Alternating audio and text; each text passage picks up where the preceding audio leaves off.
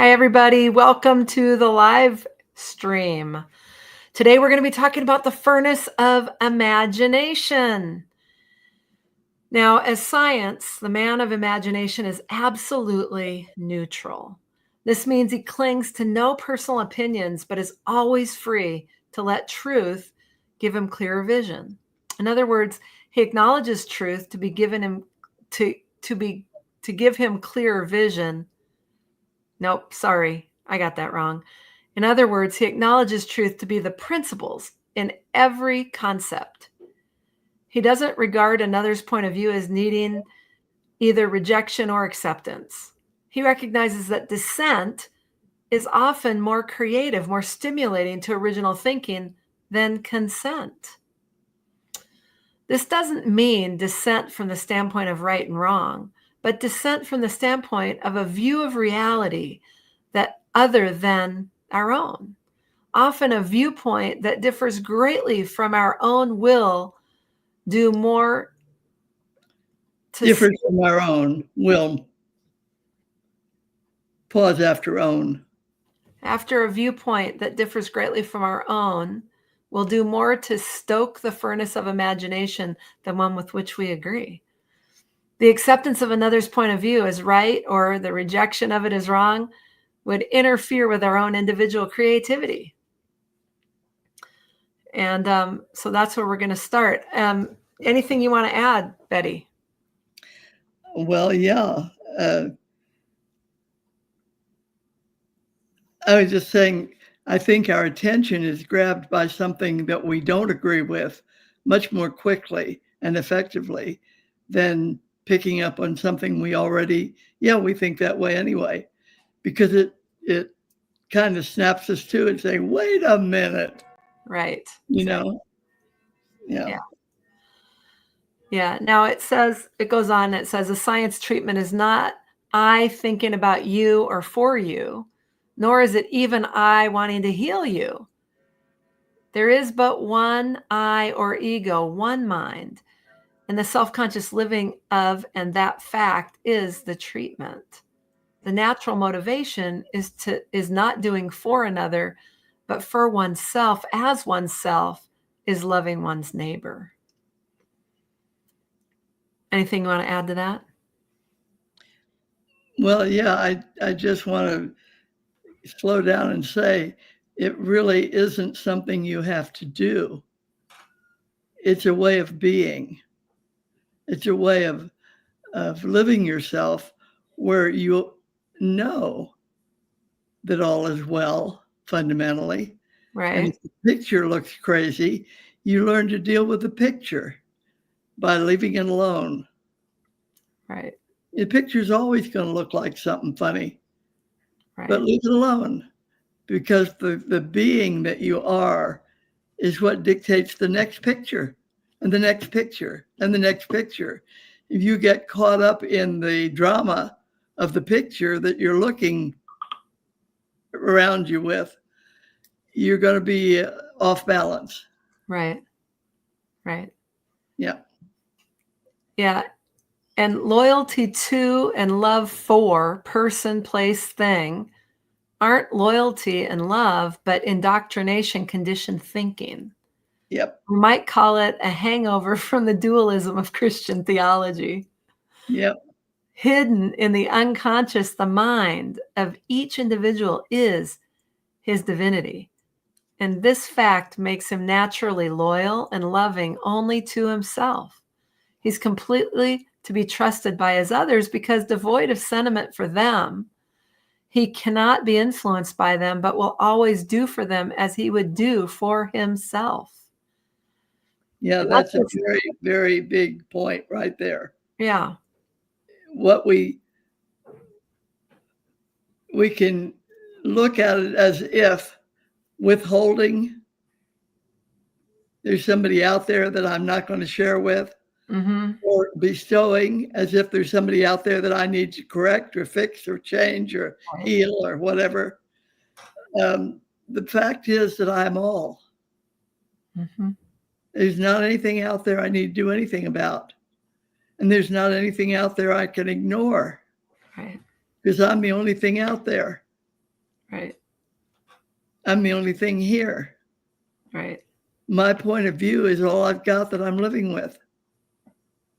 My recognition, my acknowledgement sets the stage for everything I do. Mm-hmm. So who I'm being is the only important thing I should be concerned with. Right. I want to be self-aware. And by self-aware, I mean capital S. Right. You bet. All right. So in Christian Science Re-Explored on page 130, Margaret Laird wrote, to attribute power to anything or anyone other than one's own mind, God, is fatal. Yep. You want to It's say a good anything? statement. Yeah. Say more. What's it fatal to? My sense of my sense of myself. Yeah, your sense of peace and joy and power. Yeah. Yeah. Right. Because as soon as I attribute power over there, now I'm a victim and I'm stuck right, in a language world. Say it again. Say that again. You're a victim because you have no control. Right. You're Exactly. giving it away. It's over there. Right. Right. It's your fault. You're doing it to yourself. Yeah. That's a disempowering thing to say, right? Yep. Yeah. And it's only go ahead. It's disempowering if you think there's something anywhere that you can give it to. Right. There isn't any over there that isn't you there. Right. Yeah, exactly. But we lose sight of that so often. All the time. Right. It's only in living my world self-consciously as mine that I am in absolute control and the law to what goes on in relation to myself. Yep. And that's a good definition of self-responsibility, isn't it? Yep. Okay. Anything more you want to add on that? No. Now, if y'all are enjoying this conversation, go ahead and give us a thumbs up or a heart or whichever. And if you want to participate in the conversation, you can enter into the comments. And while we're live, we'll see those comments and we can bring them into the conversation. So feel free to do that. Yeah. All right. So in Science and Health, Mary Baker Eddy wrote on page 270, line 7, only by understanding that there is but one power are scientific and logical conclusions reached. Yep. You know, when you have anything more than one, you're playing around with conditioned thinking. You're indulging in something that doesn't exist with any power. Right. It only has the power you give it. Right. Yep. Few deny the hypothesis that intelligence, apart from man and matter, governs the universe.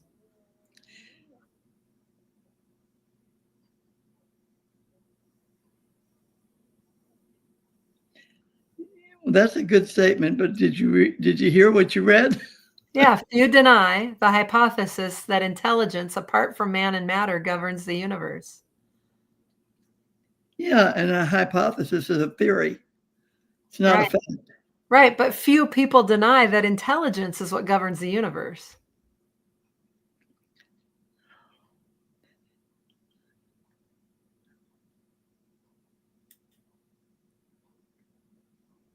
Yeah, they would have to recognize that it does. Right. Otherwise, there's no simple way to contend with, to live with, to experience living with the things that go on. Right. Otherwise, you'd be rolling around in happenstance and oh dear, oh dear, oh dear all the time. Right. And if you have a fundamental intelligence functioning, you can get quiet and listen and just calm down because intelligence is what runs the universe. Right. Yeah, it's not what we see. It's who we be. Yeah. Right. Right. All right. And in Mind is the Athlete, which is your book, on page 158, you wrote, divine love, lived insightfully, has no you, no other, no together, because Yep. it's all one.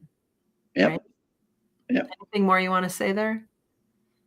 Yeah, well, I wrote a note there saying love manifests itself as present conscious identity, which shows up as language. Right. And the language is all the circumstance, all the stuff. And the language is the way it looks in your world. Right. Yeah. Right. Okay. Now, on page 130, Margaret Laird wrote, of Christian Science Re-Explored, wrote, prayer does not produce something that does not already exist. Yeah, and that is not just like a casual statement. Right. There isn't anything new under the sun. You've heard that before, but the fact is that it's true. Being is present, fully, wholly, entirely, completely, however you want to say that. Being is present, and the functioning of being is all that's ever going on. Right. And it's always present. And it's inexhaustible, and it's eternal, and it's persistent. It's not personal. Right. You know, I don't have to think that 2 and 2 is 4 for it to be 4. Right. It is whether I think it or not, and it is whether I agree with it or not. Right. It doesn't make any difference what Betty thinks she ought to do with that. It's going to be that no matter what. And I can print a book saying I can prove that it's 5. How far do you think the book would get? You know, it might be a good joke for a long time, but you can't argue with fact. Mm-hmm. Fact is what is. And if you're in sync with it, if I can put it that way, life moves right along. Right.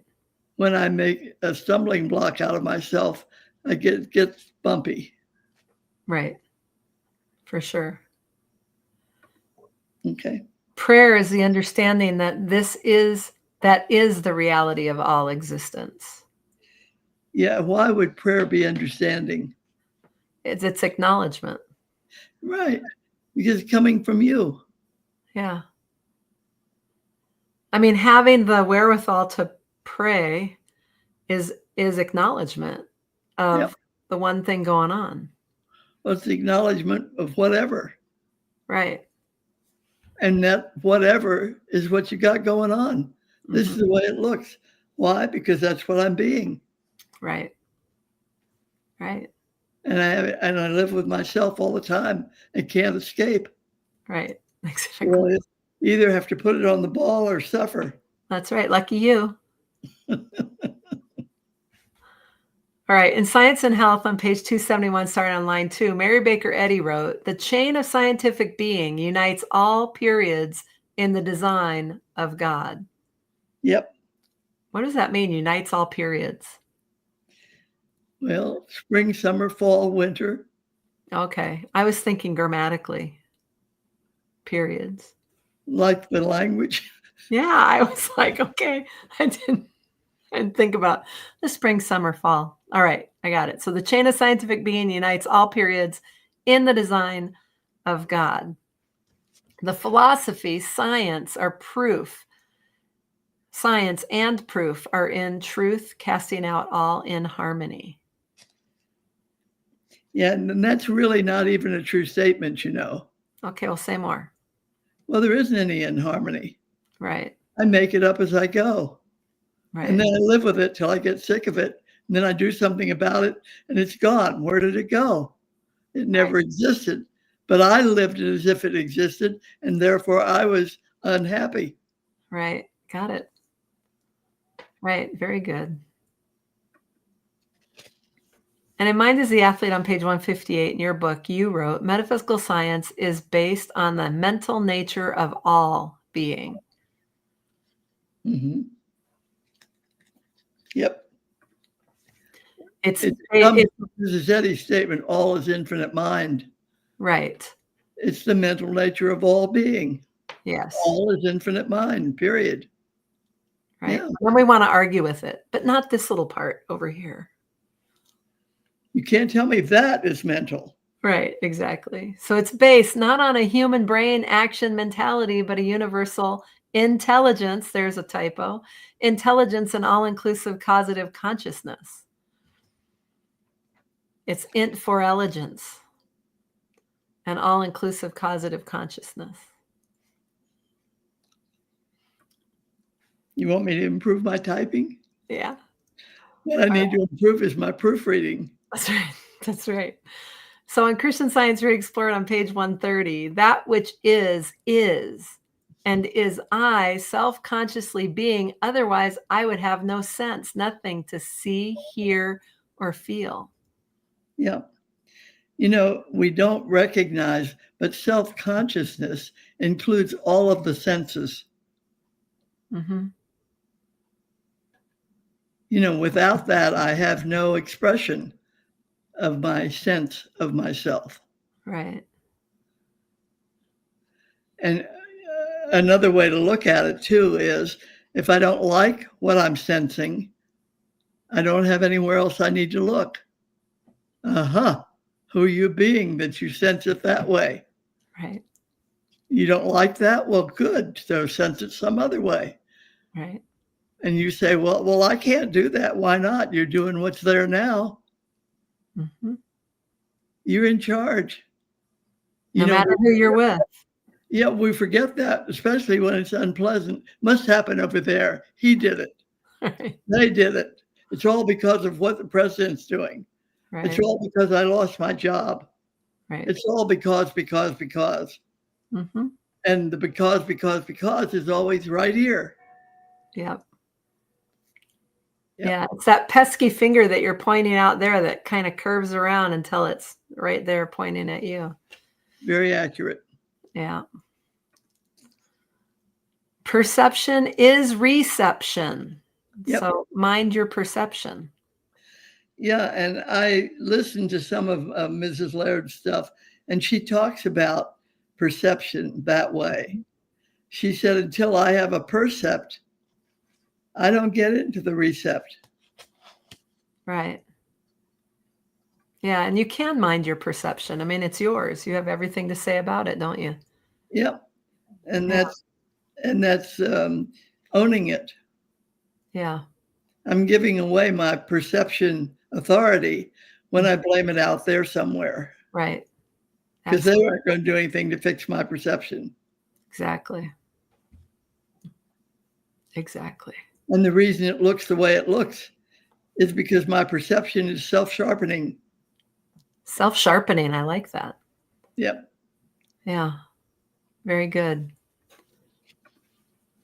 All right. Now in Science and Health on page 271, starting on line 21, Mary Baker Eddy wrote this: when the science appears, it will lead you into all truth. Yep.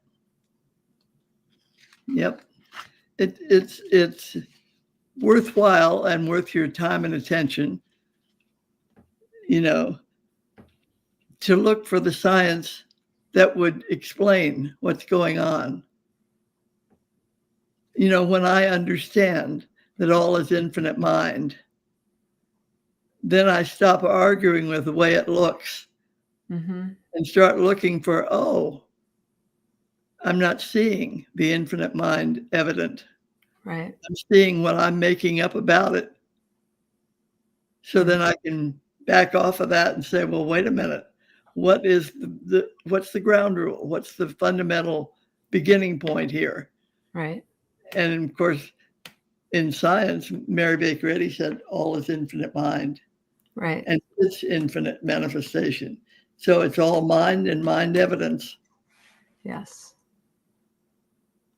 Very And, cool. and it's important to recognize that the evidence is mind evidence. There isn't any other kind, even if we make it up and pretend that out there is separate from my mind. Ain't so. There's no awareness of it at all if it were separate. Right. Because there is only one thing going on. Yep. And this is my best view of that one reality. It's the way I see it right now. And Right. right now, and right now, and And right now. that's the other thing when you go on right now and right now, because we tend to think this is the way I see it. And oh my God, it's going to be like this forever. Yeah, I'm stuck. And it's so hard to shift it. And it's so hard to change it. And yet it's always right now, right now, right now, every instant. It disappear, reappear in fairer form. And there's anything there possible if we're going to manage or handle or own our perception. Every single instant is a new beginning. Mm-hmm. It's also the end of it. Right. It's like gone, gone, gone, present, present, present. Right. Exactly. No hangover. Right. And when you think like that, it's like super freeing when you can, if you know, to live there. But things get so enrolling in the picture. You know, the thing that I hear when I talk to my other daughter, Ardith, when I talk to Ardith, I love it when she says, done with that. Right. That's it, period. On we go. Yeah, exactly. Put a period. Yep. So those who are willing have the opportunity now to learn to practice healing. Yeah. And what is healing? Acknowledgement that all is perfection functioning right now, that all is infinite mind. Yeah, and living that fact. Right, because living that fact, you realize there's nothing to heal. Well, also it is an allowing things to be. Right. It's letting go of the I must fix it mentality. Yes. Yeah. It's not, because if you think you're healed, then the propensity to be ill still exists. Of course, and it goes right on. That's right. You know, headache tomorrow because I had one yesterday. Right. Right. Interesting. This is all good. And it's in the perception. It's in the where I'm standing. Yep. Percept is reception. Yes. Yep. All right. And in Mind is the Athlete on page 159 in your book, you wrote, the self-aware individual finds himself less and less attached to identity forms. And that would play out, because if you get who you are, then the look is just the look, and you don't have to be attached to it at all. Yeah. And it's a view that you have. It's not a fact. Right. So if you can recognize and let go of your insistence on what's there. Yeah. You know? Yeah. Look how quickly you let go of it when you're walking down the street. And from a distance, you think it's a dog. When you get there and it's a bush, you say, and on you go. Right. And when we talk about it, people think, well, I can't do that. Right. This is real. This is a real issue. Yes, it's not a bush. It's a real issue. Exactly. Right. Exactly. Yeah. He can allow them to be just as they are and just as they're not, regardless of their appearance in daily experience. Yeah. That's the self-aware individual. Right. Can allow them to be and just as they are. Right. You stop being a fix-it machine. Yeah. You stop seeing your surroundings, where you're living as something that needs to be fixed. Yeah. Because it actually is the highest perception of that moment. Remember, the moment's gone. Right. The highest perception of that moment is this. Yeah. And if you can let it go, it's gone. And it's a new, oh. Right. It does not have to be a continuity of until I get to the point where I can, then maybe. Right. It's gone. Right. And it's only right here that it hangs in there. Mm-hmm. It's like, let go. No, I'm not going to let go. No. Right. It's the one where the person falls off the cliff, grabs a branch and just hanging there from the branch and says, God, please save me. I'll do anything you ask. I'll be so good. I'll come to church every Sunday and everything. And this voice comes down and it says, let go. And the person looks up and says, is anyone else up there? Anyways, so what I want you to do is I want you to tell, what's the Furnace of Imagination? That's the title. And you said it's right here. And you shared it when we were just getting on this call. So what is it? I want you to share that.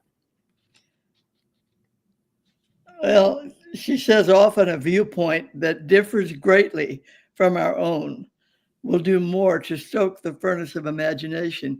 It's a wake-up call. It's something that gets your attention.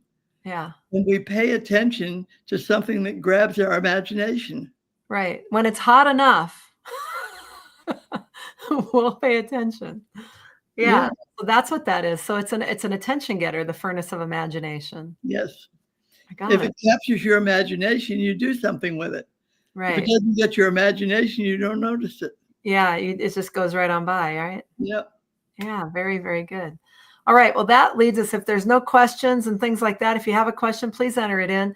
But that leads us to an announcement that we have for an upcoming live cast with Betty. It's going to be 3 hours from 9 a.m. to noon Pacific time.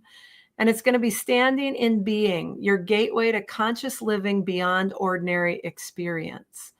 So we'll be talking, pardon me, and you can go and find out about it. It'll be on September 13th, which is a Saturday.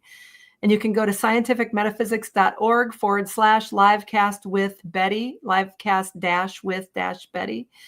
And you can find out more. You can register if that makes sense. It'll be live via Zoom. So you can attend from wherever you are.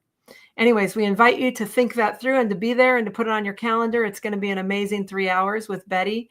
And we'll be talking about it a little bit more as we get closer to it as well. So just wanted to let you know that it will be happening. And I invite you to get yourself registered. All right. So how do they register? They go out to scientificmetaphysics.org/livecast with Betty. And they will be right at the registration page on the website. So that is how you register.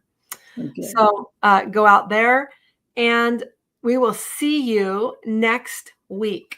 So we actually will see you next week. We have a whole curriculum planned. So on we go, and join us next week. And until then, pay attention to your perception, because remember that perception is reception.